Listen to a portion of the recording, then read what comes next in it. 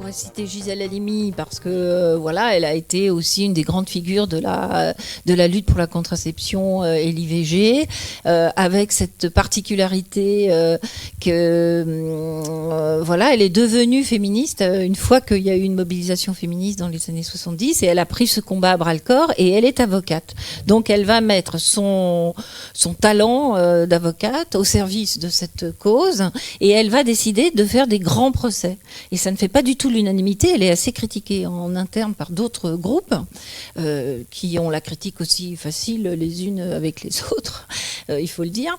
Et donc elle va faire un grand procès pour l'avortement qui sera le procès de Bobigny, et puis un grand procès sur la question du viol en 1978 qui est le procès d'Aix-en-Provence. À chaque fois, ces deux événements vont marquer beaucoup l'opinion publique, vont être beaucoup commentés par les médias.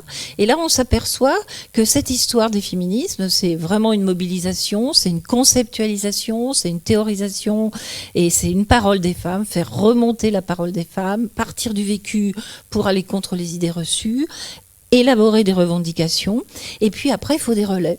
Et les relais, c'est du côté parfois politique, mais c'est aussi pas mal du côté médiatique. Alors avec beaucoup d'antiféminisme aussi, mais aussi des relais du côté. Et elles-mêmes produisent beaucoup de presse. C'est-à-dire depuis le début, depuis déjà la Révolution française, c'est le groupe, et le groupe dans son expression souvent médiatique, avec un journal qui est souvent le point de ralliement d'une forme, disons, justement, de mobilisation particulière. Alors, je vous dis des sensibilités politiques différentes. On a un peu toutes les options. Et puis, peut-être parfois plus une sensibilité syndicale, parfois aussi des féminismes religieux. On n'en a pas parlé, mais ça existe depuis le début du 19e siècle, hein, et même d'ailleurs avant.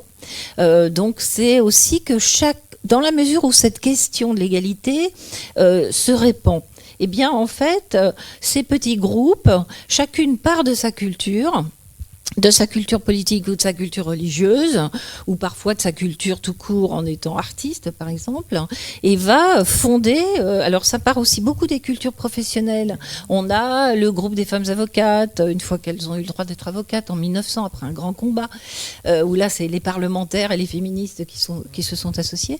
Donc voilà, c'est aussi ça. Et puis, on le voit dans les années 70 avec les groupes femmes, où là, c'était dans les entreprises, dans les écoles, dans plein de lieux, si vous voulez, en fait, professionnels, où pouvaient se regrouper des femmes, et même dans les lycées, où pouvaient se regrouper des femmes qui avaient envie d'échanger autour de leur vécu, et puis de se mobiliser sur des actions particulières. Puis, autre figure un peu attendue, mais bon, il y a quand même les lois Veil, c'est Simone Veil.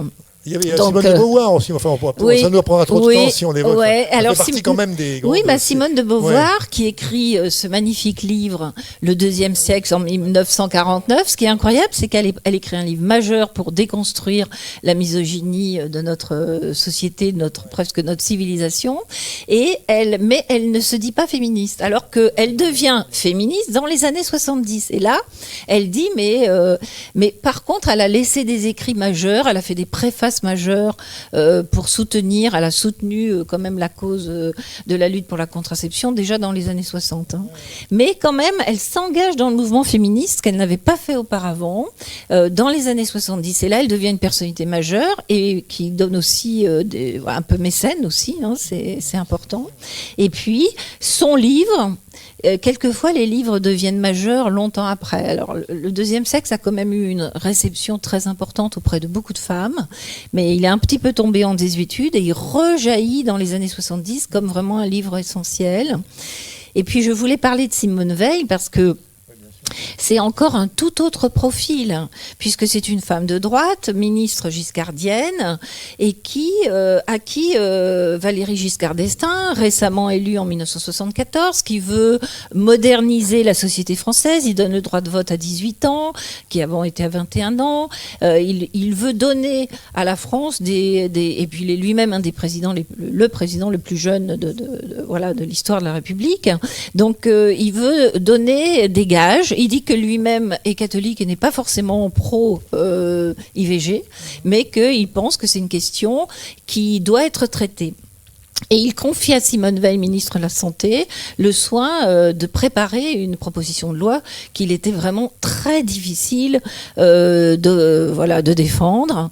Et elle y parvient aussi parce que le mouvement militant est très organisé à ce moment-là, que le mouvement de libération de la contraception et de l'avortement, le MLAC, pratique des avortements clandestins, organise des camions entiers au vu et au su de tout le monde pour emmener des femmes avortées aux Pays-Bas ou dans d'autres pays, et que il y a une pression de l'opinion, une pression du mouvement social, et Simone Veil se sent aussi investie dans cette cause. Et quelle est l'approche à ce moment-là pour essayer d'abord de sa propre conviction et puis de la conviction des parlementaires à qui elle s'adresse, qui ne lui épargnent aucune insulte d'ailleurs.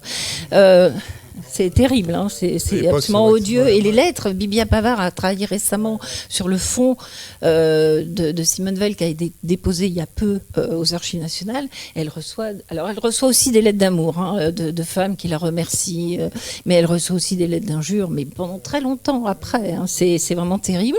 Mais alors, comment est-ce que finalement cette société française, qui est quand même encore assez conservatrice, assez fortement imprégnée de catholicisme, sans forcément aller tous les dimanches à la messe, mais en étant, attachée à une certaine ethos, pas du tout sensibilisée vraiment à l'idée d'égalité des sexes et de libre disposition de son corps ou libre choix, eh bien, c'est vraiment l'idée de la santé publique. C'est-à-dire que, en fait, on commence à compter. C'est important, les chiffres. Là, vous avez commencé la conversation avec les chiffres. Pas assez important Eh bien, les chiffres de femmes qui étaient mortes d'avortement clandestin devenaient visibles. Il y a des enquêtes des sociétés nationales de statistiques, donc des chiffres assez, même si on sait qu'ils étaient sous-estimés, parce que comme c'est clandestin, on n'a pas forcément tous les chiffres, mais ça devenait scandaleux.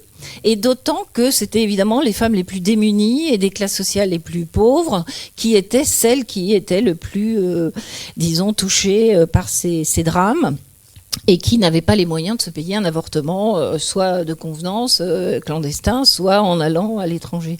Donc c'est vraiment cette idée que c'est une question de santé publique et une question d'égalité sociale, et ça n'est pas si vous voulez, la problématique féministe de libre disposition de son corps ou du choix ou de la liberté sexuelle qui l'emporte. Et là aussi, c'est important de comprendre ça, c'est-à-dire que les succès du féminisme, c'est pas toujours la logique féministe elle-même, c'est aussi ce qu'elle a soulevé de questions sociales et qui là, d'autres toujours en rapport dans votre livre. Voilà, et que du coup d'autres acteurs peuvent s'en emparer.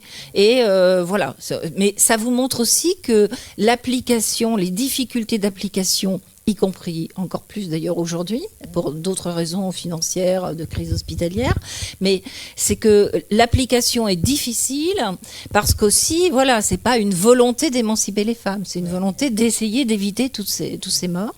Et j'en profite pour vous informer qu'il y a une association en train de se monter pour promouvoir un monument aux femmes qui sont mortes d'avortement clandestin. Et la ville de Paris a voté, en tout cas, un vœu, donc ça ne les entraîne pas forcément vers la réalisation, mais un vœu pour accepter cette proposition.